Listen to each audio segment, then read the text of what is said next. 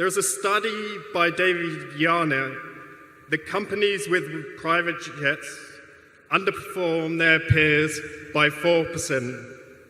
What is the yardstick that you use to judge whether people are good stewards of money management?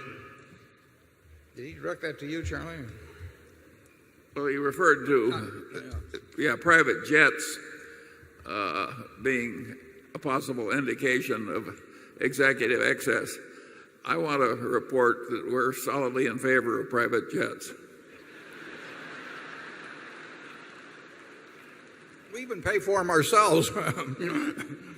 Charlie used to only, he traveled on the bus, and only then when they offered a senior citizens discount. But in recent years, I've shamed him into getting his own NetJet share. I have my own 2 NetJet shares.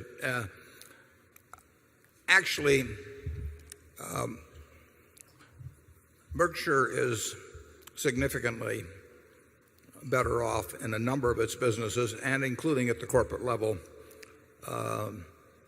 because we use corporate jets.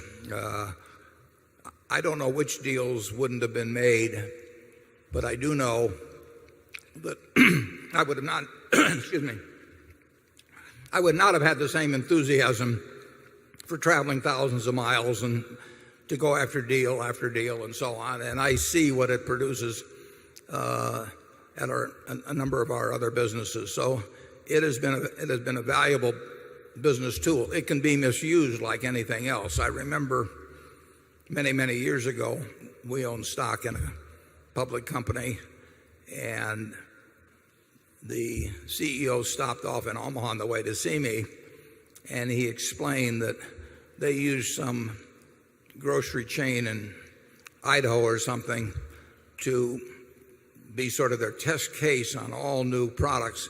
And they would go out and visit it because they also had this lodge out there. And I mean, you can abuse any system, but properly used, I would say that corporate jets have been a real asset to Berkshire.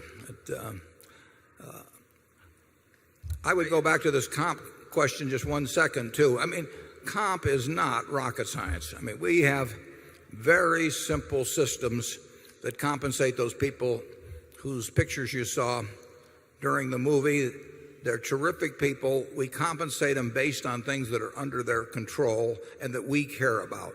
And we don't make it complicated, and we don't pay them for things that are happening that they have nothing to do with. I mean, we talked last year about what you do in a commodity business like copper, oil. I mean, if oil goes from $30 to $60 a barrel, there's no reason in the world why oil executives should get paid more for what's going on. They didn't get it to $60 a barrel. If they have low finding costs, which is under their control and which is important, I would pay like crazy for that, because the person who finds oil and develops reserves at $6 a barrel is worth a whole lot more than somebody that finds and develops them at $10 a barrel, assuming they're similar quality reserves. That is the job that you hire the person for. But the price of oil, they've got nothing to do with them, and to hand them huge checks because oil goes up, or to cut them back because it goes down. If oil went down and somebody had the lowest finding costs that was working for us, we would pay them like crazy. Charlie? Yeah, well, I'd like to go back to that corporate jet thing. If the trappings of power are greatly abused, I think you would find a correlation that some of those companies would be disappointing to investors. And you know, man has known for a long time that getting too enchanted with the trappings of power is counterproductive. The Roman emperor that's most remembered as presiding over a period of great felicity was Marcus Aurelius, who was totally against the trappings of power, even though he had them all. He had all the power. So I think all these things can be abused, and I think the best way to tackle the subject is to provide examples of contrary behavior. Charlie, have a trap or two here.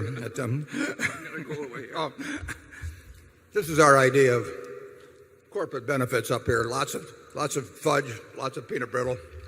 I recommend the diet to everyone.